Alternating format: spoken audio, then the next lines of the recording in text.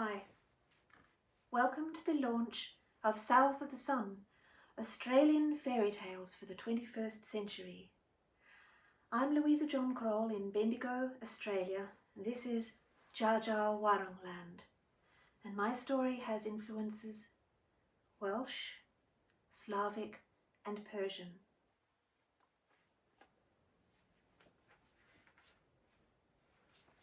It's called Pomelina the Pomegranate Fairy. There was once a painter who loved pomegranates. Many varieties of this fruit, some sweet, some sour, graced his studio in dishes of delight. They blushed at his brushes, pulsed with his palette, wrinkled by his window and crackled on his canvases. He would cut one, always and only one, so that the halves lay open with seeds like beaded quilts from which sleepy spiders sometimes crawled. Shy of the sunshine that slid in shafts onto the easel, his skill shone no less in landscapes and nudes than in still life paintings. Hailing from an artistic clan at Montserrat and Eltham before moving to Bendigo, he had garnered many awards, shows and commissions. Nonetheless, his favourite subject was the pomegranate, which might be why the proud lily-pilly trees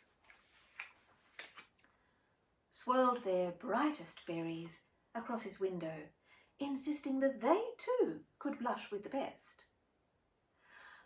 Once satisfied with his image of the pomegranate, the painter would satiate a more primal appetite, tearing the fruit with his fingers, then munching chunks of blood-red seeds and honeycomb-like flesh until juice trickled over his chin, splashing onto his neck and throat. One day, when he broke apart an especially succulent pomegranate, a wonder greeted him, a fairy. Curled within, stirred, stretched her arms and leapt out to stand before him, a fully formed naked woman in miniature. She shot up quickly to surpass his height. Never had he met such a lovely creature. Her lips glowed ruddy and taut as pomegranate skin warmed to bursting. "What is your name?" he murmured wonderingly, for her eyes were kind. "Pomelina," the fairy smiled. She had the sweetest voice he'd ever heard. He'd have gladly listened to her for eternity. With that, he fell deeply in love. He knew not whether hours, days, nor weeks passed before his heart set itself upon marrying her.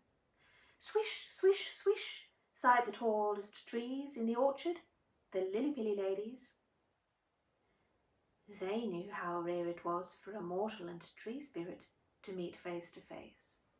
How dangerous. All they could do was let a shower of berries fall upon Pomelina's brow, as if to warn, "Be wary and wise." Unheeding, Pomelina brushed them away. "You need not know my past," she whispered, "nor I your future." Being new to this world, Pomelina lacked the needful tokens of society. Naked she'd remained, for how long only the trees knew, so the painter felt compelled to fetch clothing for his sweetheart's dignity. He was no prude.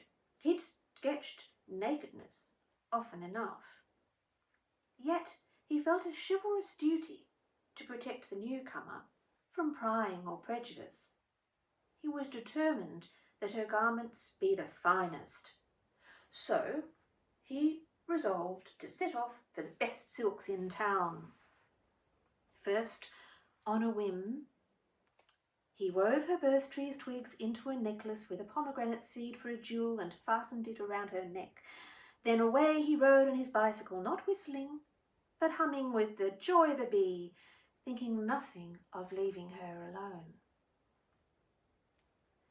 In solitude, Pomelina remembered she had carried in her belly button 3 pomegranate seeds from the Fey lands, which her Sufi ancestors called the Alamal Mithal. Her mind having grown quick as her body, she leafed through books, listened to birds, and learned of trees who had lived here far longer than she. Out of respect, she gave 2 of her seeds to the lily-pilly ladies. The 3rd seed she tucked into an earlobe. Here is a picture of Pomelina by Lala Honari. To read the rest of the story, you need to buy the book. Thank you for listening.